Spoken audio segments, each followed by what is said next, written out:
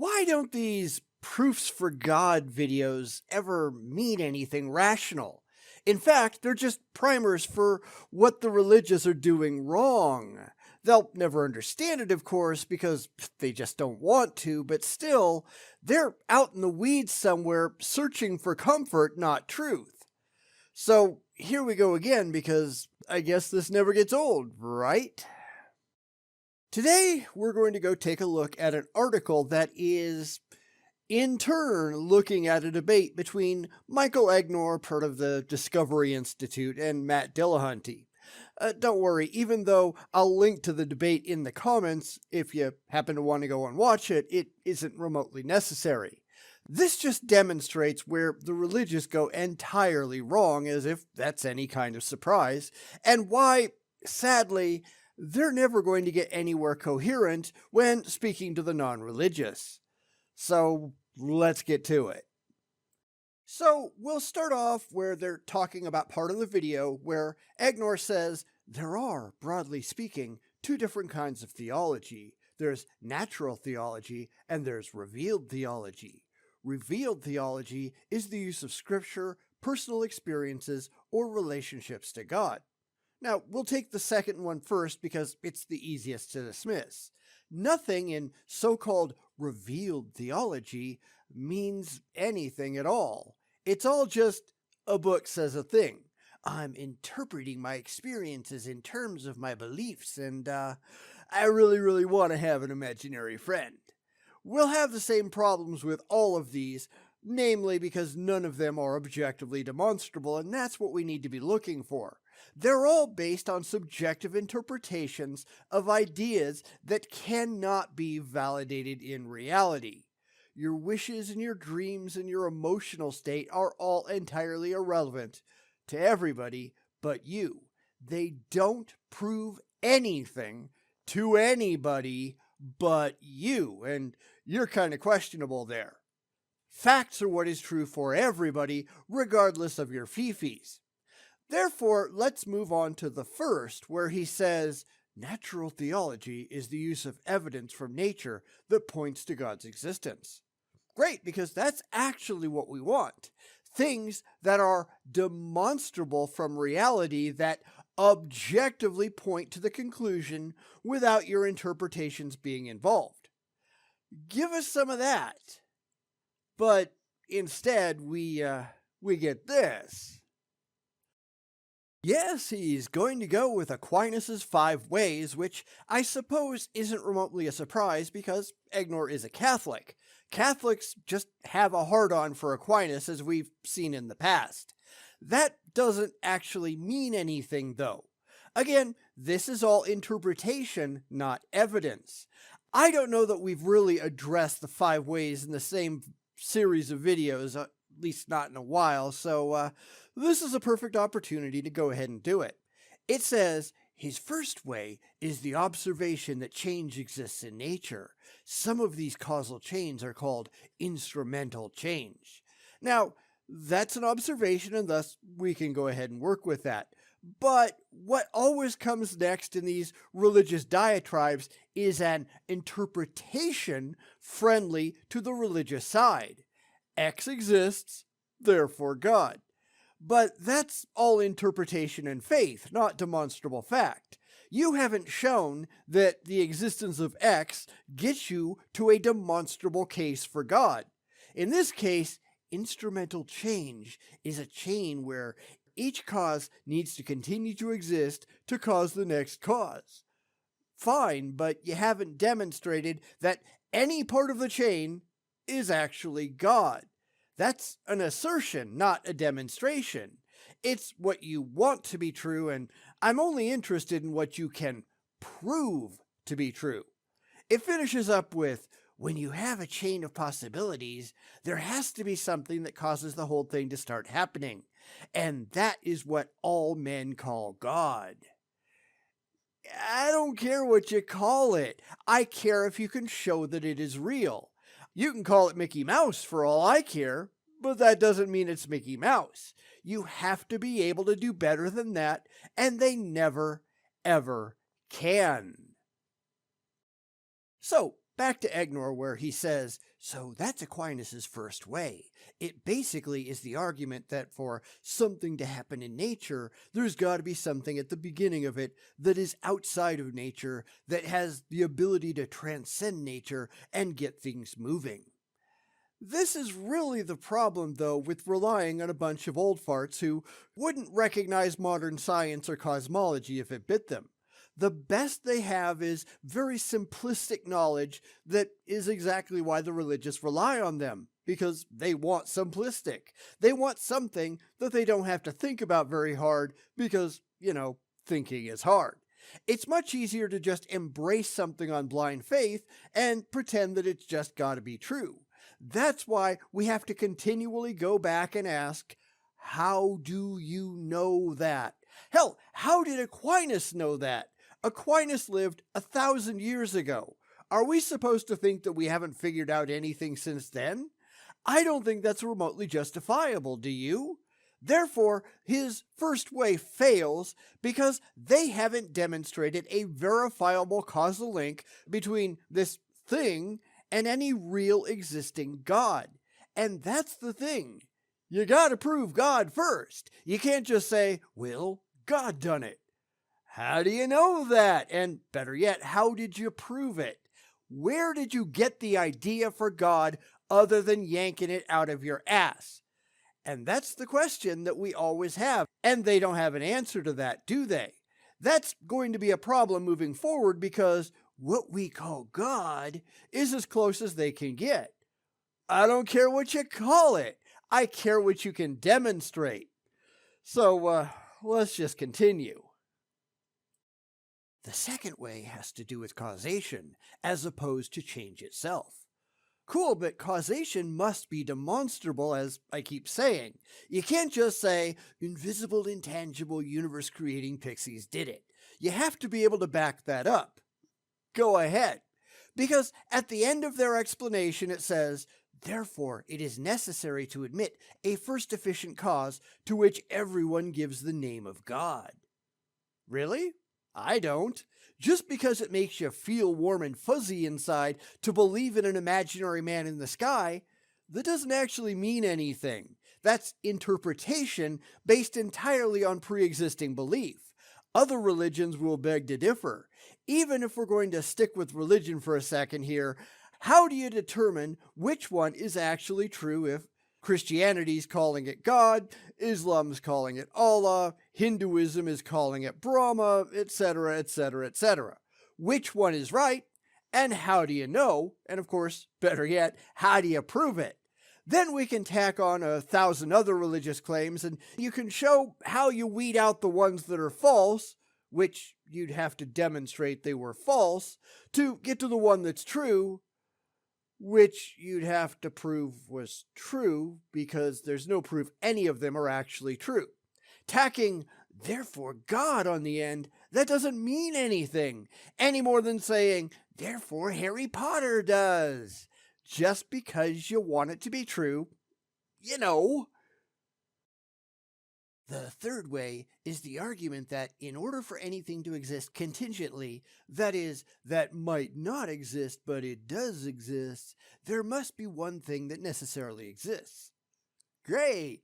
Prove it! And their support, as you can see, is a video by Father White, and we've taken him on before, and he can't go 2 steps without relying on blind faith and wishful thinking. That doesn't get you anywhere, though. Who says that there is anything that is necessary at all, and how do you objectively justify it? Without saying, therefore God at the end. I mean, there is no reason at all to think that anything has to be here. That it is, that's not proof that it must have been. That goes for absolutely everything. The universe didn't have to be here, and it didn't have to be here in its current form. Conditions were right for it to come about as it is, and here it is. Of course, that's not emotionally comforting to some people, as I'm sure White would say, although not in so many words, so, God! But that doesn't really get you anywhere, does it? Why God? Why not Allah? Why not the flying spaghetti monster? We're not here to validate your feelings. We're here looking for actual, verifiable, demonstrable truth, and the religious don't seem to have any. I will sometimes tell theists that I want to understand the reality that would exist even if humans had never come to be. That means I don't care about your feelings. I don't care what you want. I don't care what makes you feel good inside. I want to know the actual state of reality beyond your say-so. And they can't handle that. It's really kind of sad. The fourth way is that we recognize degrees of perfection in reality. Yeah, about that. Because guess what? There is no perfection. Perfection is an unrealistic goal that doesn't exist in the real world. Again, we get the religious working with ideals, not facts. They want things that aren't objectively true in the real world. There is no perfection. Therefore, there is no ultimate perfection, any more than there's an ultimate shade of blue. And of course, we get to, and that degree of perfection is God, which is entirely indefensible for reasons we've already gone into. But it makes me happy. Yeah, I don't care. We're not talking about your fifis. We're trying to talk about the facts, and I'm not sure why you people have such a problem with that. What is true, even if you're not here? That's something they have a really hard time dealing with. They can't get out of their own heads and into the real world. And I know that I've said this before, but the religious can't figure out that it's not all about them. It's not about them being happy, being emotionally comforted, being content that everything's going to work out for the best in some ultimate sense. They are irrelevant to reality. They're a part of it, certainly, but it ain't all about them, and they can't handle that. It's all about being self-centered, which humans often are, but you can also pull yourself out of the mix if you try real hard. See, reality as it actually is, not as you desperately wish it was. Try.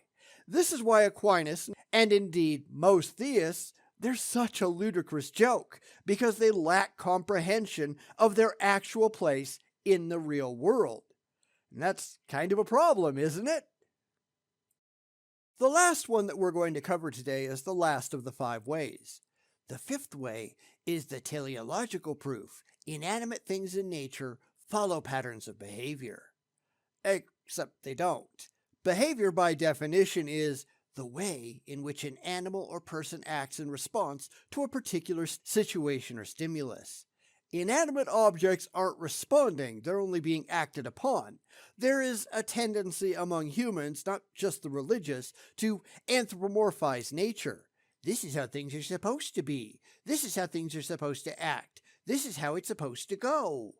No, there is no supposed to. This is just how things are. Rocks fall down, relatively speaking, because that's how the particular laws of physics in our universe dictate that they operate. There is no supposed to. There is only what is. If the physical laws were different, then things could go a different way. How you feel about that is completely irrelevant. You just have to deal with what actually is. Nature is full of natural laws that have consistency. Yep, and if it wasn't so, you wouldn't be here. Your very existence depends on that consistency. Yet they can't understand that reality isn't a choice. The things that obey these laws don't have minds. They're not capable of knowing what they're supposed to do. A rock doesn't know it's supposed to go down when they let go instead of going up. Yeah, so what? If you're thrown one direction by an external force, does knowing what you're supposed to do mean anything? No, of course not. You're going that way because that's what physics dictates. Like I said, a lot of anthropomorphizing is going on here. So let's continue. The fact that inanimate things don't know what to do, but do it anyway, implies that there is a mind guiding things. This is kind of an intelligent design argument that nature shows this elegant example of design of purpose. These people have no clue about physics at all because, again, they're relying on thinkers that lived before modern physics existed. This is what happens when your theology never evolves. You end up looking like complete idiots living in the distant past because that's exactly what they're doing, isn't it? So anyway, that's the end of this part of the video, and we have actually gone over all of Aquinas' 5 ways. And they are not at all impressive, are they? They all rely on therefore God thinking, which is absolutely idiotic. And this is why they don't get anywhere outside of their own little religious bubble. They expect everybody to react just like they do and call things God just because they do. And when we come back to the last half of this list, you're going to see exactly that. Yes, I've already looked ahead a little bit. Sue me. The religious are convinced for entirely emotional reasons, but not for any rational ones. Maybe once upon a time, Aquinas might have thought these things because it was the only idea he had, but this is not that time and this is not that place, and people today really shouldn't be that ignorant. That they are, often intentionally, is just sad. But we'll come back next time and wrap up the last 5 reasons, and who knows, they might have something more impressive. I wouldn't bet on it, but I guess we'll see. When are the religious going to learn? I mean, really, when are they going to stop making excuses and living in a ridiculous religious fantasy land and just come to reality as it demonstrably is without their feelings getting in the way? That's what I'd really like to know, and sadly, it doesn't seem that it's going to happen anytime soon. Here comes part 2 of the Michael Egnor Proofs for God video. And if you think he's going to do any better now that he's got the Aquinas crap out of the way, you're just wrong. It is important that we address these things, though, and recognize why they have the problems that they do. They're never going to change because, as we all know, they're just immature children throwing temper tantrums because they aren't getting their way. And that's not something that anybody ought to put up with. People need to be adults. And the fact that so many refuse, that's kind of an issue, wouldn't you say? So let's keep going through the last 5, plus a little bit of bonus content at the end. And away we go. So here we go with the 6th supposed proof, although I don't think they know what that word means. It starts off with, the 6th proof is something that's called the Thomistic proof, and it differs from the first 5. Well, yeah, because now you're not talking about Aquinas' 5 ways, but let's continue. The 6th proof is the notion that the essence of something, what something is, and the fact that it exists are 2 separate things. Yeah, but are they though? I mean, it's a quibble to be sure, but since the 2 are undeniably linked, I don't know that you can call them separate things at all. By defining something's existence, you also have to take into account what makes it up. Let's let them get a little further, though. I can describe something without it actually existing, or I can point to the fact that it actually exists. And there needs to be something outside of the system that connects possibilities with actualities of existence. Yeah. While I can agree that you can do things, you can't really describe something that isn't real without acknowledging that it isn't real. It's a concept or an idea. It doesn't have any actual form. It's just something that you made up in your head. That's what it actually is. You don't have to bring that up, but then it's an incomplete description, isn't it? And this is kind of where the religious go wrong, because they assert that their gods are real, but they can't demonstrate that their gods are real. Just because you say a thing, that doesn't make that thing so. Every piece of evidence that we have shows that the gods are just made up. But they don't like that, do they? Then it gets to what I hinted at in the last video, which is there needs to be something that is essentially existence itself. And that is what all men call God. Yeah, really? I don't. Hindus don't. Scientologists don't. Apparently, they're just wrong. This is back to Everybody's just like us, though, which is a common problem among the religious. So this doesn't prove God at all. It doesn't prove anything, but the fact that you're not really thinking about this hard enough. The seventh proof is sometimes called the Neoplatonic proof. There needs to be a singular, infinitely powerful cause to the organization of objects in the world. Really? Says who? Because you have to remember that most of this is just bald assertion, not demonstration. It's what they wish was true, not what they can prove actually is. The fact that a square is next to a triangle doesn't prove that there's a meaning behind it. There doesn't have to be intentionality. Sometimes what is just is. This seems to be a complete misunderstanding of the nature of reality. They bear geometrical relationships. They bear causal relationships. Really, demonstrate that, please. I'm just looking around for an example here. My dog is sitting next to my cat. There is a spatial relation between them, but that doesn't mean that my dog caused my cat to sit there or vice versa. Two things just happened to be in spatial proximity. So what? It doesn't mean anything. Yet they are asserting something is behind it all without being able to demonstrate that that's true. They are desperate to get to their conclusion, which is to put this whole orchestra together requires an infinitely powerful, metaphysically simple entity, which is God. Really? Prove it. This is where they get lost because they can't actually prove anything. They can only assert it, and asserting something isn't enough. Following that is a note which talks about ancient philosophers, and they really don't matter. This is all just bald assertion. Everything which is composite has a cause, but that can't be validated. It's just something that was claimed, and claims mean nothing without support. Funny, they never seem to have any. The eighth proof is the Augustinian proof. And, yeah, we're back to an old guy said. That's all any of this is, if you notice. Now, I'm not saying that just because somebody in the ancient world said a thing, it's got to be wrong.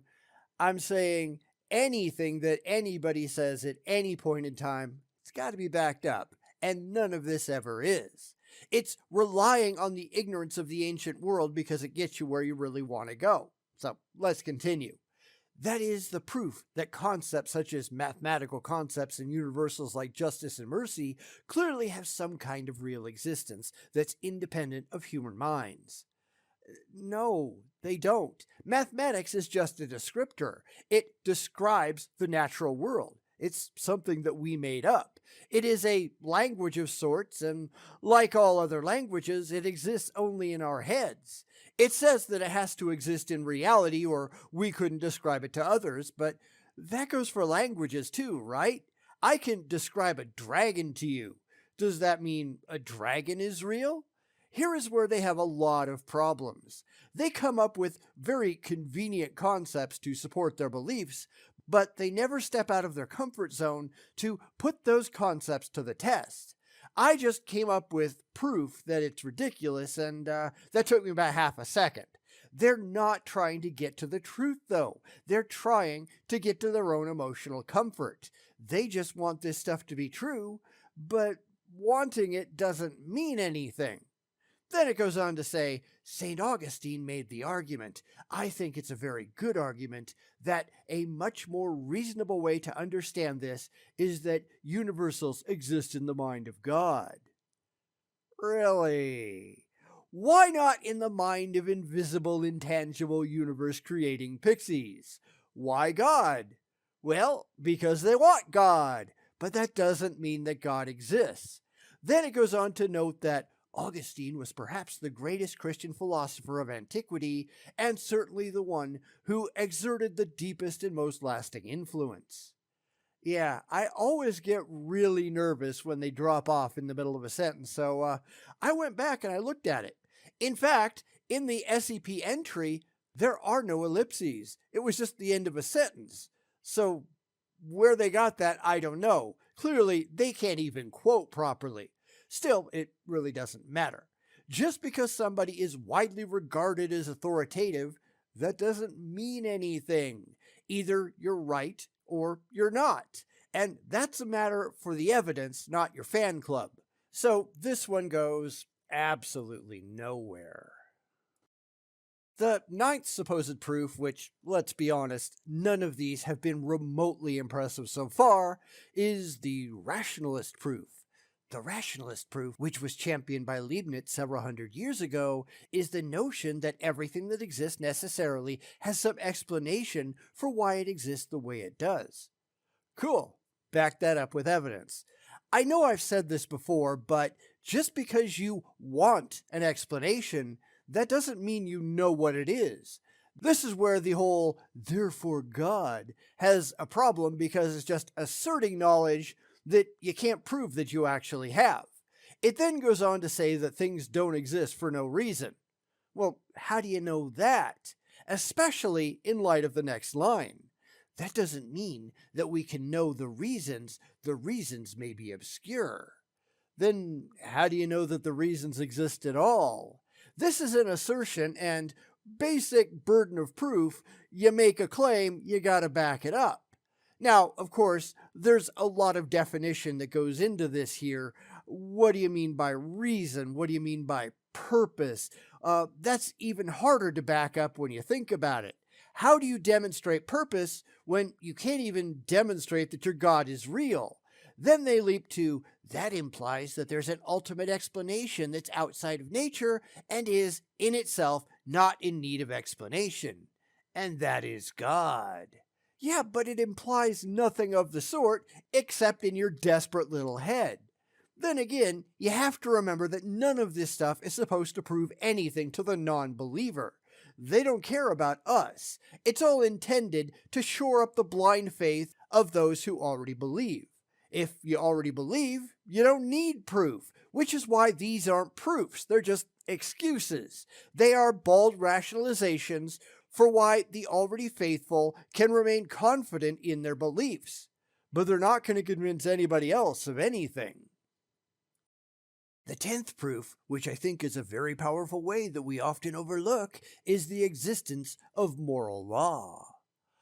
Oh look, something else they can't demonstrate is real. It's just another assertion offered with absolutely no corroboratory evidence. This one is really simple to dismiss because you only have to look at the real world to see the wide variety of different moral views.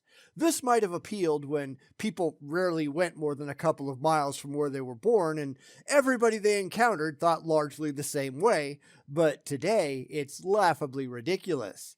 It also works against moral realists who are making the same kind of claim. What about the people who have similar moral views? Yeah, but what about the ones who don't?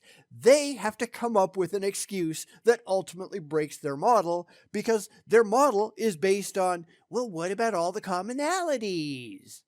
This one, because it's the last, we're going to go into a little bit more detail on it than it probably deserves.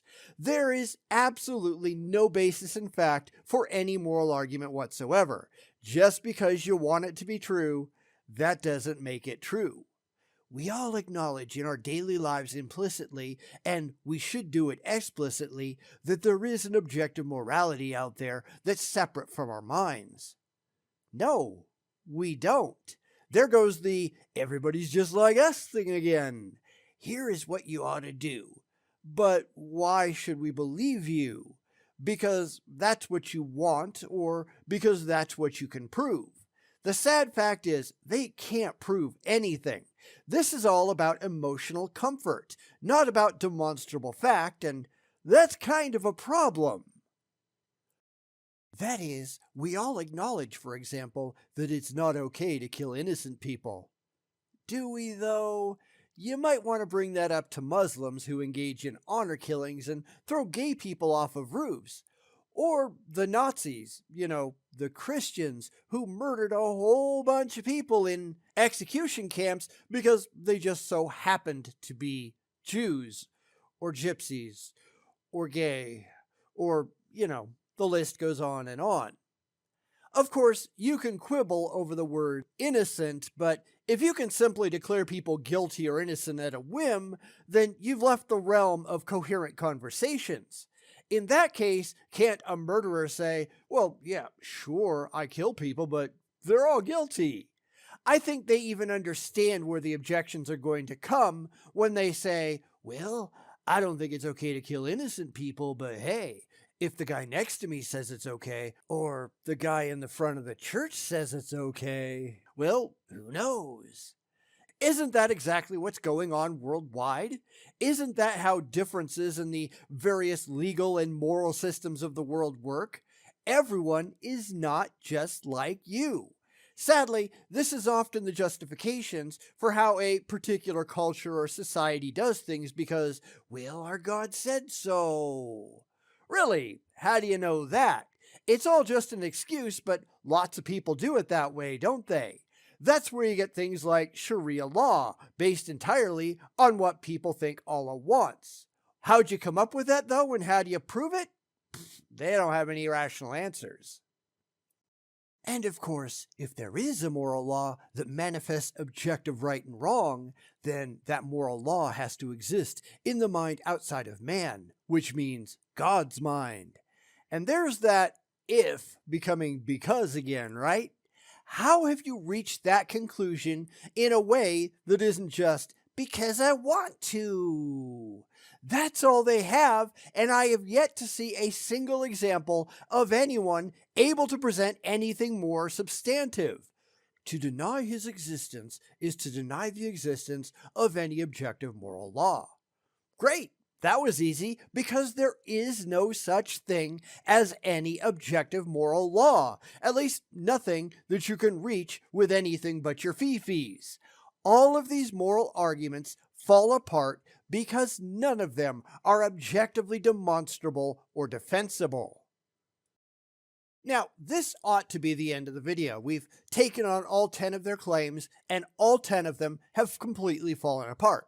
But Michael Egnor asked a couple of questions at the end, so I figure we might as well tackle them too. Did everything come from nothing for no reason? No, because nobody says that. The majority of the cosmological models that we have do not mention nothing at all, plus reason is meaningless. Why did the rocks fall down, to go back to the previous point? Well, there is no why, there's only how. And that's a problem with the religious. They want purpose when there just isn't any. That's just how reality works. So that's one down. What's next?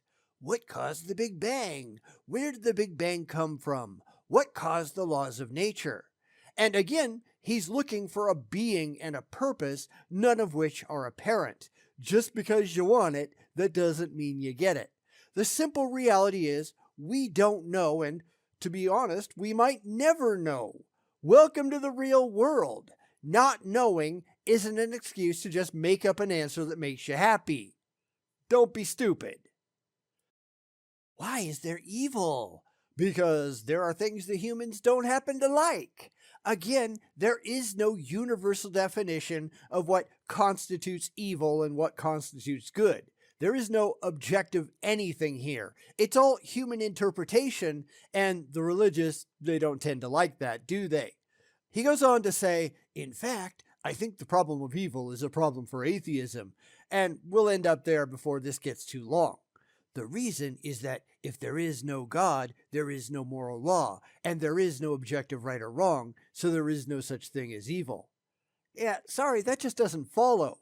I will agree we have no good reason to think that there are any gods or are any objective morals, but because good and evil are demonstrably subjective, whether you like that or not, good and evil do exist, at least as labels that humans slap on things that they either approve of or just don't like.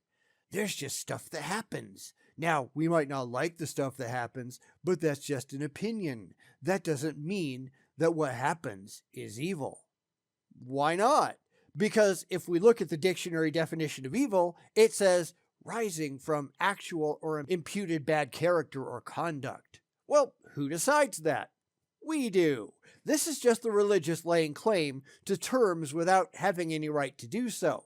Again, everybody's just like we are. But you're just wrong. Evil is a term that humans made up and use as we deem appropriate. It doesn't matter if you like that or not. It's just how it works. So that's 10 up and 10 down, plus some bonus content at the end. What's really obvious is the fact that the religious aren't playing ball on the same court as the rest of us. They are fundamentally not talking about the same things that we are, and when we try to explain it to them, they just stuff their fingers in their ears, clench their eyes closed, and scream, "I can't hear you!" This is, as always, a matter of fee-fees over facts, and they have no interest whatsoever in ever changing their tune.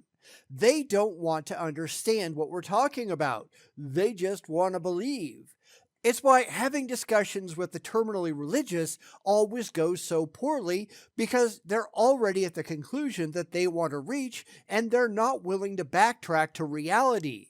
Now, this isn't just a problem for the religious. Lots of people have it. In fact, I just answered a question over on Reddit where an atheist said they didn't want to live in a world where good and evil were subjective.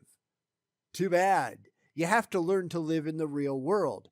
"But I can't," he whined, and then he ran away.